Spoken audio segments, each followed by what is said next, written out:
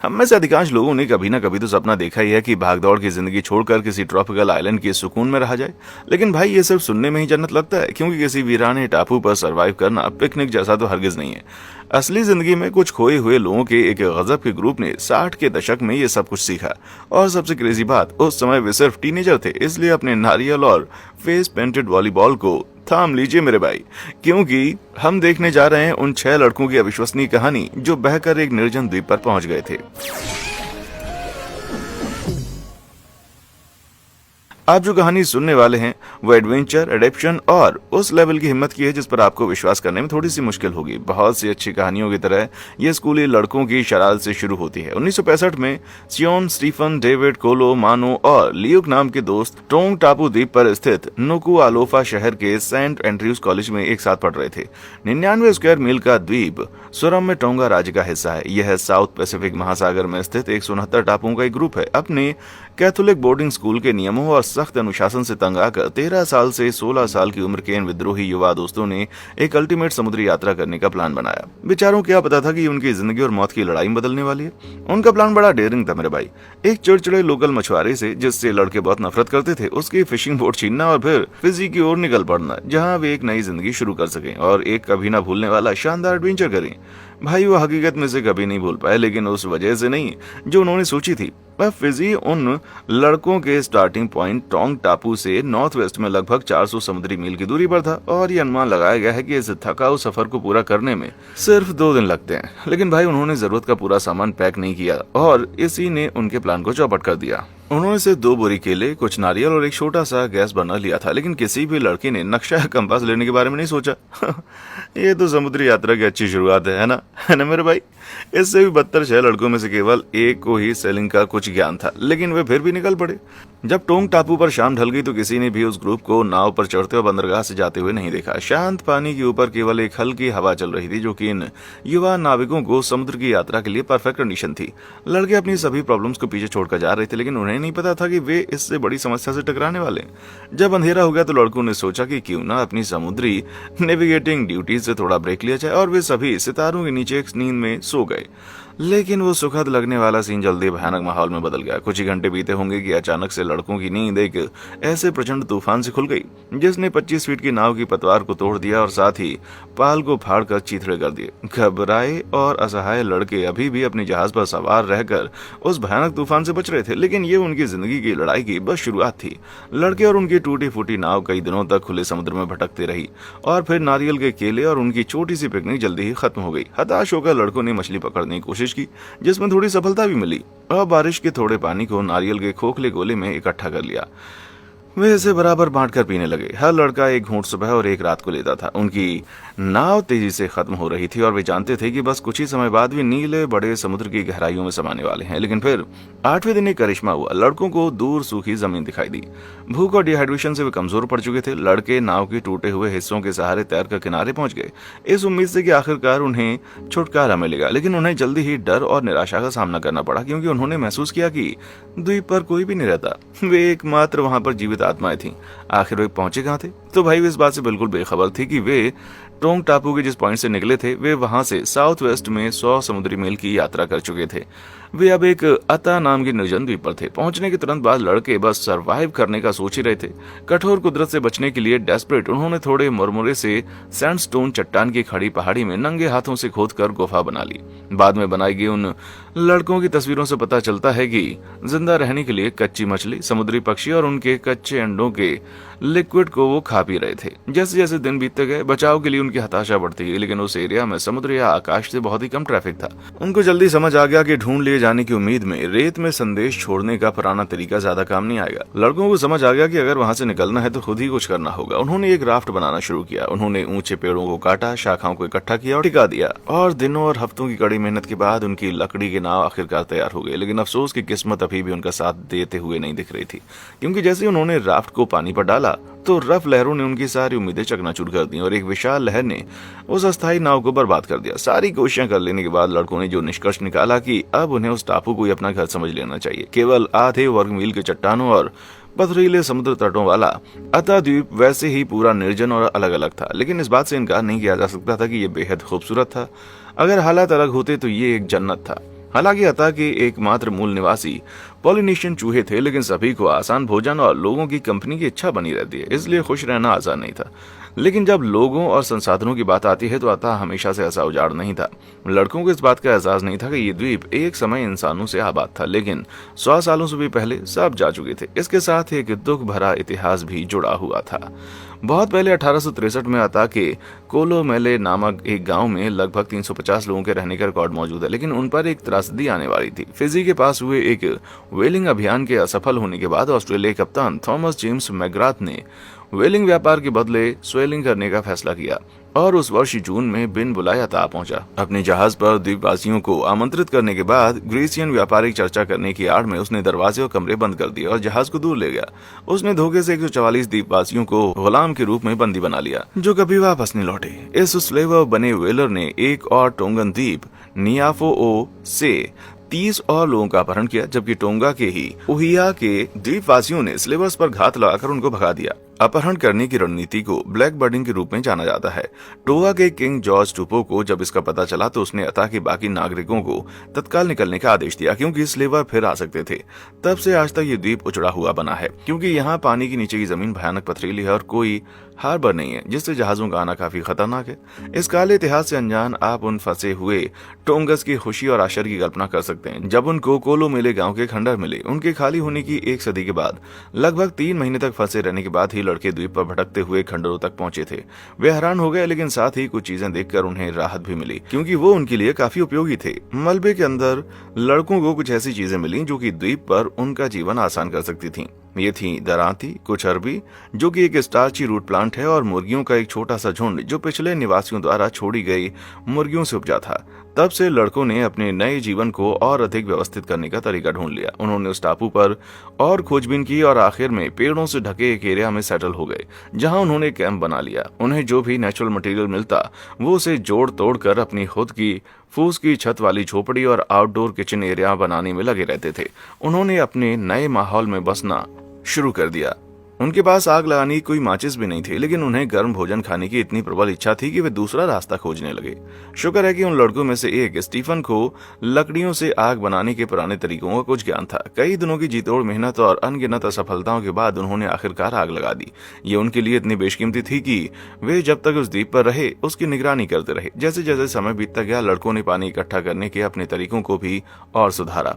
पुरानी बस्ती के खंडरों में पाए गए लकड़ी के फट्टों और खुरदरे चाकू का उपयोग करते हुए लड़कों ने एक पेड़ के तने में गहरी खुदाई की पूरे 4 दिन तक, और फिर उससे धीरे धीरे बूंद बूंद पानी टपकने लगा। एक पेड़ के तने के बीच से जलते हुए पानी को बाहर निकालना एक पुरानी सर्वाइवल टेक्निक है जो इन जुगाड़ू लड़कों के लिए बहुत ही काम की साबित हुई। जैसे जैसे महीने बीतते गए, लड़के कुछ बड़े झटके खाने के बावजूद जिंदा बचे रहे। एक दिन लड़का स्टीफन फिसल गया और एक चट्टान से फिसल कर टपक गया, जिसके गिरने से उसका पैर टूट गया। अब तक आप सोच रहे होंगे कि इस स्थिति में बच्चों को पता नहीं होगा कि क्या करना और उनमें घबराहट फैल जाएगी, लेकिन भाई इन लड़कों ने किशोरों के बारे में सारी गलतफहमियां दूर कर दी। लड़के अपने दोस्त को बचाने के लिए चट्टान पर चढ़ गए और जब उसे सुरक्षित उतार लाए तो घरेलू इलाज से आसपास की लकड़ियों और पत्तों द्वारा उसका घाव सेट कर दिया।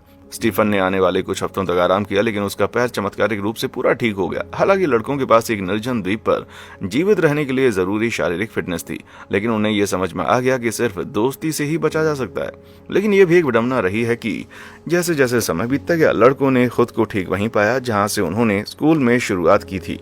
वे उब गए और उनके पास करने के लिए कुछ भी नहीं था। इस दिमाग को सुलाने वाली बोरियत को भगाने के लिए इन किशोरों ने एक पैराडाइज हॉलिडे पार्क का अपना ही वर्जन बनाना शुरू कर दिया। अपनी छोटी सी बस्ती को कंप्लीट करने के लिए लड़कों ने अपना खुद का बैडमिंटन कोर्ट और यहाँ तक कि अपने जिम का भी निर्माण किया, जिसमें एक DIY बेंच प्रेस भी शामिल था।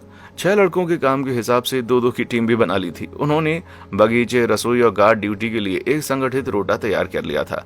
गार्ड का काम खासकर वहां से गुजरते हुए किसी जहाज को देखने का था। इस सारे काम के बीच इस तरह के अकेले रह रहे किशोरों के एक ग्रुप के लिए दिन भर आपस में बहस करना और आपस में झगड़ा करना ही काम बात होती, लेकिन इन लड़कों के पास उसके लिए भी एक समाधान था। अगर किसी ने बहस करना शुरू कर दिया तो ग्रुप की एक सख्त टाइम आउट पॉलिसी थी, जहां लड़के को शांत होने के लिए कुछ घंटे अकेले रहना पड़ता था। मुझे लगता है कि दुनिया के कुछ राजनेता इन लड़कों से काफी कुछ डिप्लोमेसी सीख सकते हैं भाई। उन लड़कों के अनुसार उनमें ज्यादा बहस कभी नहीं होती थी और वे गाकर और प्रार्थना करके अपना उत्साह बनाए रखते थे।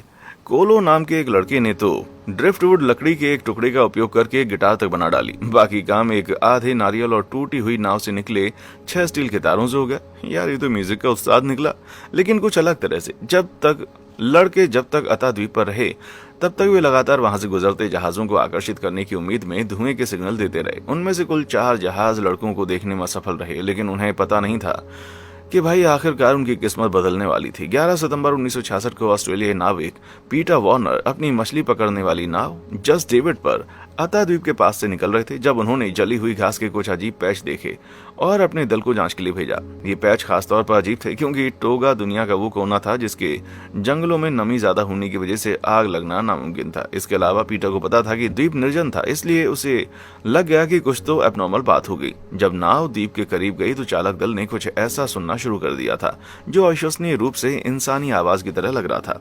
थोड़ी देर बाद पीटर ने जासूसी से अपनी दूरबीन के जरिए वो देखा जो विश्वास करना मुश्किल था। एक लड़का अचानक जंगल के बाहर कूद गया और बेतहाशा अपने हाथ हिलाते हुए समुद्र में कूदकर नाव की ओर तैरने लगा। पीटर ये देखकर बहुत चकित हो गया। अचानक 5 और लड़के दिखाई दिए जो जल्दी ही अपने दोस्त के साथ हो गए। वे सब के सब नंगे थे, उनके बड़े हुए बाल थे और उन पर मिट्टी की परत जमी हुई थी। पहले तो पीटर थोड़ा घबरा गया क्योंकि उसने सुना था कि इस तरह के द्वीपों को वहां के लोग खूंखार क्रिमिनल्स के लिए एक भयानक जेल बनाकर रखते हैं। अपने दिमाग में संभावना के साथ उसने क्रू को किसी भी तरह की स्थिति से निपटने के लिए तैयार रहने को कहा। अब वे करीब आ चुके थे। पीटर ने देखा कि वे कितनी गंदी हालत में थे और फिर एकदम चौंक गए जब एक लड़के ने परफेक्ट इंग्लिश बोलते हुए कहा, मेरा नाम स्टीफन है, हम 6 लोग हैं और हम शायद यहाँ 15 महीनों से हैं। पीटर झिझकते हुए उनके अकल्पनीय सी लगने वाली कहानी सुन रहा था। उनका शक दूर नहीं हुआ था। उसने सभी 6 के नाम लिखे और यह पता लगाना शुरू कर दिया कि वास्तव में लड़के कौन थे। उनके भटके हुओं के विपरीत पीटर एक अनुभवी नाविक था और उसके पास दूर जमीन पर रह रहे लोगों से संपर्क करने के लिए सभी जरूरी इक्विपमेंट थे। अपनी नाव का रेडियो यूज करते हुए उसके पास के नुकुआलोफा द्वीप पर फोन किया और ऑपरेटर से टोंग टापू पर सेंट एंड्रयूज कॉलेज के इन लड़कों के नाम की जांच करने के लिए कहा। जब तक वे जवाब आने की प्रतीक्षा कर रहे थे, नाव के रसोई ने लड़कों के लिए खाना तैयार कर दिया जिसे उन्होंने फटाफट खा लिया। लेकिन उन्हें फौरन ही उल्टी हो गई क्योंकि इतने लंबे समय के बाद अब उनके शरीर को पका हुआ मसालेदार खाना खाने की आदत खत्म हो चुकी थी। 20 मिनट तक सस्पेंस में इंतजार करने के बाद रेडियो ऑपरेटर ने पीटर को रोते हुए बताया कि ये वास्तव में वही 6 लड़के थे जो 1 साल से अधिक समय से लापता थे। लड़के ये जानकर चौंक गए कि उनके परिवारों ने उन्हें आसपास के अन्य द्वीपों पर ढूंढने की कोशिश करने के बाद उनका अंतिम संस्कार भी कर दिया था। वे लोग मान चुके थे कि उनके लड़के कभी नहीं घर आने वाले। पीटर हैरान भी था और बहुत खुश भी। वो फटाफट लड़कों को सुरक्षित रूप से मुख्य भूमि पर वापस ले गया। स्वाभाविक रूप से आप उम्मीद करेंगे कि किशोरों का उनके द्वीपवासियों ने खुले दिल से स्वागत किया होगा, खासतौर पर इतनी मुसीबतों से गुजरने के बाद। लेकिन भाई, उन्हें वेलकम बैक पार्टी नहीं मिली जिसकी उन्हें उम्मीद थी। जब पीटर लड़कों को मुख्य भूमि पर वापस लाए तो उनका सामना पुलिस से हुआ, जिन्होंने 15 महीने पहले उस नाव जिस पर उन्होंने अपना एडवेंचर शुरू किया था उसको चोरी करने के आरोप में लड़कों को तुरंत गिरफ्तार कर लिया गया। उस चिड़चिड़े बुढ़े आदमी के लिए इन भागे हुए बच्चों का मौत से सामना होने की सजा भी काफी नहीं थी। उसे तो अपनी लंबे समय से खोई हुई मछली पकड़ने वाली नाव का बदला लेना था। लड़कों को जेल में डाल दिया गया। शायद वे यही प्रार्थना कर रहे होंगे कि इससे अच्छा तो वे अता द्वीप पर वापस चले जाते जहाँ बड़ी जगह और बेहतर भोजन मिलता। किस्मत से पीटर के पास लड़कों की मदद करने के लिए एक प्लान था। उसके दिमाग में आया कि टोंगन किशोरों और उनके जहाज की तबाही की कहानी एक फिल्म बनाने के लिए परफेक्ट थी। उसने लड़कों की तरफ से एक ऑस्ट्रेलियाई टीवी चैनल को उनकी कहानी के अधिकार बेच दिए। उसने उस टूट चुकी नाव के मालिक को 150 टोंगन पाउंड का भुगतान कर दिया, जो आज लगभग $4000 के बराबर है। पीटर की सूझबूझ काम कर गई और उसने न केवल लड़कों को कानून के शिकंजे से छुड़वा दिया, बल्कि उसके आइडिया की वजह से उनके अनुभव को डॉक्यूमेंट करके फिल्म बनने वाली थी। अधिकतर सच्ची कहानियों के ऑन स्क्रीन रिक्रिएशन के विपरीत लड़कों ने खुद ही एक्टिंग की। यह उनकी कठोर दास्तान पर एक डॉक्यूमेंट्री थी। उन्होंने द्वीप पर जीवित रहने के लिए जो किया था उसकी उन्होंने एक्टिंग की। इसीलिए आपने अभी तक कुछ असली जैसी तस्वीरें भी देखी थी भाई। अब क्योंकि वो द्वीप 15 महीनों तक उनका घर रहा था तो उनकी बनाई हुई झोपड़ी भी बरकरार थी। लड़के फिल्म क्रू को आसानी से जगह पर गाइड कर रहे थे। उन्होंने जिंदा रहने के लिए शुरू से आखिर तक जो किया था वो सब उन्होंने बताया। हालांकि टोंगा की इन खोए हुओं की आशाजनक कहानी काफी हद तक भुला दी गई है। इसकी तुलना अक्सर दुनिया भर के स्कूलों में पढ़े जाने वाले एक लोकप्रिय उपन्यास the Lord of the flies से की जाती है। आप में से जो नहीं जानते उन्हें बता दें कि Lord of the flies William Golding द्वारा 1954 में लिखी गई एक नॉवेल है। ये उन युवा स्कूली बच्चों के एक समूह की भयानक कहानी बताती है जो कि खुद को एक निर्जन द्वीप पर असहाय पाते हैं। वे नियम और संगठन का एक सिस्टम डेवलप करते हैं, लेकिन बिना किसी वयस्क इंसान की निगरानी के। ये बच्चे पावर हासिल करने की लड़ाई में आखिर बेहद हिंसक और जानलेवा ढंग से क्रूर बन जाते हैं। तो फिर ऐसा क्यों हुआ कि ये टोंगन किशोर 15 महीने तक शांति से एक दूसरे के साथ रहे बिना किसी जंगली लड़ाई किए। वेल, शायद इसका संबंध उनकी संस्कृति से है। यूके जैसे कई पश्चिमी देशों में जहां से lord of the cast away लड़कों के एडवेंचर्स का अंत नहीं था। 1974 में सिडनी के लिए निकली एक 38 फीट की यॉट को लापता घोषित कर दिया गया था। ये 2 महीने पहले ऑकलैंड छोड़ने के बाद विशाल तस्मान सागर में गायब हो गई थी। इस पर एक वेल्श कप्तान, एक ऑस्ट्रेलियाई शिक्षक, एक न्यूजीलैंड नर्स और एक ऑस्ट्रेलियाई छात्र था। यार, ये क्लू फिल्म के कास्ट अवे वर्जन के लिए परफेक्ट किरदार लगते हैं, है ना? जब उनकी यॉट ऑस्ट्रेलिया से 300 मील पूर्व में मिडल्टन रीफ नाम से एक कोरल रीफ से टकराकर बर्बाद हो गई, तो ये लोग कास्ट अवे बन गए और उसी रीफ पर आश्रय लेने को मजबूर हो गए। किस्मत से ये हमारे उन किशोरों के मुकाबले मुसीबत के लिए बेहतर तैयार था और यात्रा के लिए पैक किए गए फूड कैंस पर जिंदा रहे। लेकिन जैसे जैसे सप्लाई हटती गई, स्थिति विकट होती गई और वे जल्द ही रीफ पर जिंदा रहने के लिए संघर्ष करने लगे। अतः द्वीप जैसे यहाँ पर किसी तरह का ना तो शेल्टर था, ना ही कोई और संसाधन। और फिर क्या हुआ भाई, हमारा पुराना दोस्त पीटर अपनी दूसरी नाव में सेल कर रहा था जिसका नाम आता था। उसके एक क्रू मेंबर ने इस ग्रुप को तब देख लिया जब वे रीफ पर खड़े होकर एक कांच से धूप चमकाकर सिग्नल दे रहे थे। और चौंकाने वाली बात यह है कि मदद के फ्लैश को देखने वाला क्रूमैन कोई और नहीं बल्कि सियोन फिलिप तोताऊ था, जो उन 6 टोंगन लड़कों में सबसे बड़ा था। ये अब पीटर के जहाज पर एक डेक हैंड था। यार, इसने तो कुदरत को उपकार का बदला चुका दिया। चार्ल्स डार्विन ने हमें सिखाया है कि जिंदा वो रहता है जो सबसे फिट और मजबूत हो, लेकिन टोंगन कास्टअवे की ये कहानी यह साबित करती है कि मुश्किल समय में एक साथ काम करना वास्तव में जीवन और मृत्यु के बीच का अंतर हो सकता है। तो शायद अगली बार आप या कोई और युवा लोगों को स्वार्थी, लापरवाह और गैर जिम्मेदार समझने लगे तो जरा इस अविश्वसनीय कहानी को याद कर लेना भाई। लेकिन यार, इसका नतीजा इतना शानदार नहीं होता अगर टोंगन कास्टअवे टिकटॉक के एडिक्ट होते। अगर आप खुद को किसी निर्जन टापू पर फंसा हुआ पाते हैं तो आप क्या करेंगे भाई? मुझे नीचे कमेंट सेक्शन में आकर बताएं। और हाँ, देखने के लिए शुक्रिया।